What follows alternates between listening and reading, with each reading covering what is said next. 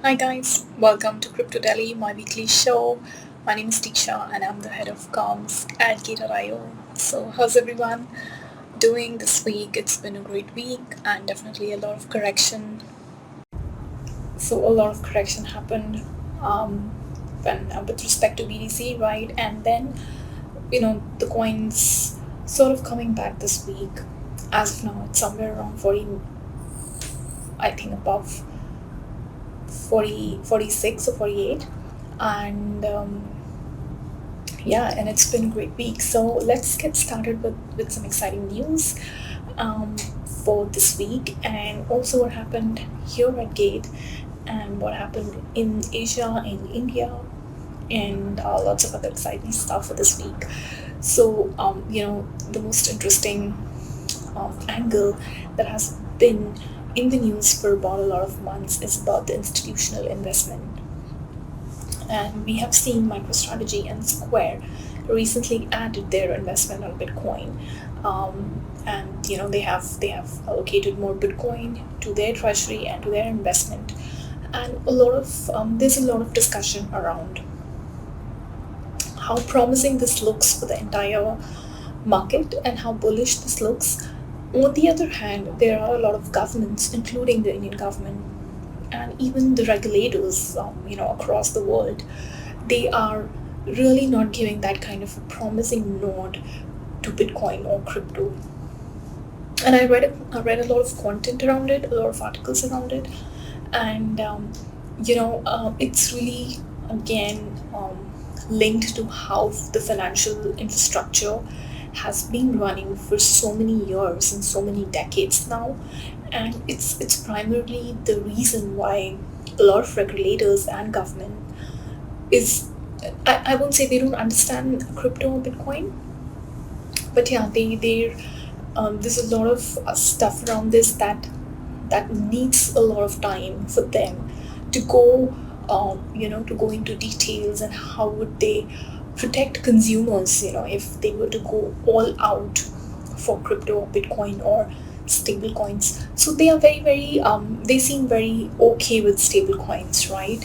A lot of these governments, but there's a lot of hesitation in terms of crypto, and a lot of them say that it's volatile, and some people say that it cannot be seen as a currency.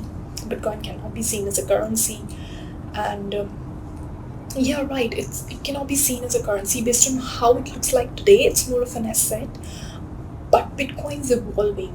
It's a technology, and it's not like it's not like something very tangible that looks like this, and it kind of is what it is. It's a technology. It's evolving. It will change, and it will evolve in based on how people are accepting it, how people are behaving with it, how traders are trading with it, and how governments or how these bigger companies, right, are dealing with it, and how much interest as a community we have in it. We've seen that, right? I mean, it's not a new thing. So I believe that looking at the regulator's perspective is important. They primarily talk from a perspective of consumer protection, but I'm sure there needs to be a lot of research and a lot of strategy, a lot of structure that they probably need to put in. I'm not saying they haven't, but that's what's needed. And I was reading an article, which was on one of the media websites, and it's written by Alex, who's the chief strategy officer of at Human Rights Foundation, and he talked about how governments may not be able to stop Bitcoin, even though they're not very happy with it, on a protocol level, and kind of denies several theories on how Bitcoin could be stopped. He particularly mentioned something interesting, which is he goes on to say that there is an enormous amount of speculation on the internet about how Bitcoin might be attacked, but few stop to think about why it hasn't already been destroyed. And the answer is that there are a little bit of political and economic incentives for more people to push the system forward. So that's something he's mentioned in his article, and you should definitely read out. It's a very good take on how governments think about it or regulators think about it. So if you have any of your friends who still believe or still say that Bitcoin is going to go down or probably is going down, this article is meant for them. So the batch of 34 NFTs was purchased by a whale who paid around 557 ETH, or roughly 1 million in just minutes, and 34 pumps were purchased on Sunday by an unknown investor who bought the lot for, as I said, 557 ETH, and that was a little bit of on NFTs. And DeFi is obviously is kind of going mainstream, and the decentralized exchange monthly volume has hit an all-time high of 65 million this month, 65 billion this month, which is up from about 61 billion. So it's a 4 billion surge in 1 month. And also the average ETH gas fees hit by a yearly high on last week, with the average of transaction fee being $38.2. Also, Ethereum Layer 2 solutions were popular this week, and Layer 2 solution aim to provide reduced gas fees, lower latency, and greater throughput rather than putting every transaction on the Ethereum blockchain. And also, AZ16 is investing into Optimism, which is a startup focusing on scaling Ethereum network, which is basically about the Layer 2 scaling solution that uses these optimistic values to achieve the lower fees, far lower latency, and far greater throughput versus what Ethereum Layer 1 has, along with providing a world-class developer user experience as well.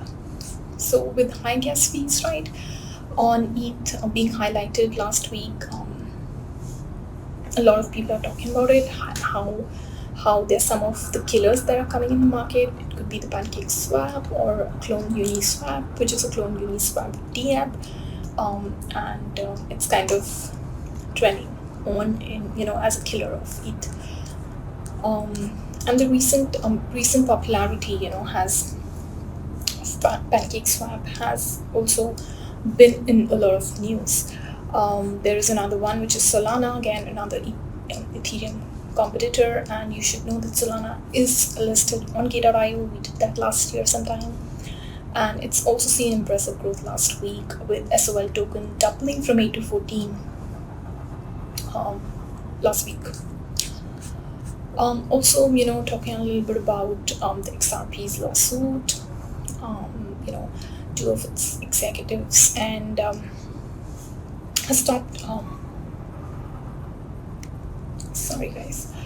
Also, Ripple made headlines this week by announcing a move to Wyoming, which is that was broken by the Wyoming blockchain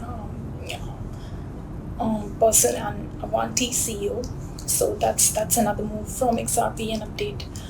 Also, something interesting around China's DCEP project that's launches biggest digital yuan test yet, which is already launched 2 pilots before this, and the city of Chengdu will be launching China's largest digital currency trial to date, starting today, following those already completed in Beijing, Shenzhou, and Shenzhen.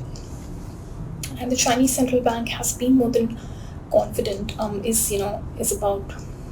So one of the spokesperson there has said that Chinese central banks are really positive on testing DCP, and they've been very confident, and all the operations have been running very smoothly.